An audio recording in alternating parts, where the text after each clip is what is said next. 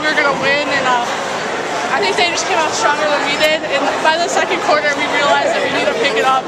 I thought we did a great job of doing that.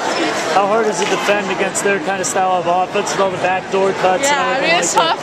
We encourage the backdoor defense, but you gotta get off the weak side, which is hard when they're like up high. But I mean, I thought we did a great job, just bumping cutters and stuff. What did Coach tell you at the end of the first quarter? Only 5 points. Yeah. One of your worst quarters. I think we just need to settle down and run our sets and not get worried that we're gonna just run our stuff and don't pay attention to what they're doing. And obviously going to go into the sectional final now. Are you rooting for anyone? Do you want to play Niles West again or London South? I mean, whoever wins, we'll see. But I mean, we're not really rooting for one team because both of them are pretty good teams, and you know, we're confident that we can beat them both. What are your thoughts on each team? You played them both twice, so. Yeah, well, Niles West, Jewel can go off whenever she wants, but with GBS, I think when we lost them, we were a little like the game didn't mean as much to us as it did to them. So I think we just weren't, the intensity just wasn't there for us. So I mean, either one's going to be a good game. 25 games, and especially in the storied history of Maine South girls basketball, we've done it with this team. It's a great accomplishment. Michelle said that she thought maybe you guys came in a little overconfident. I didn't.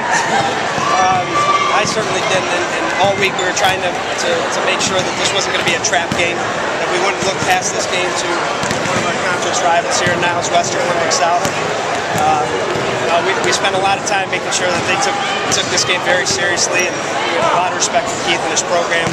The whole team went out and saw them play a very different game out at Res the other night. Hats off to them. They really executed their stuff well.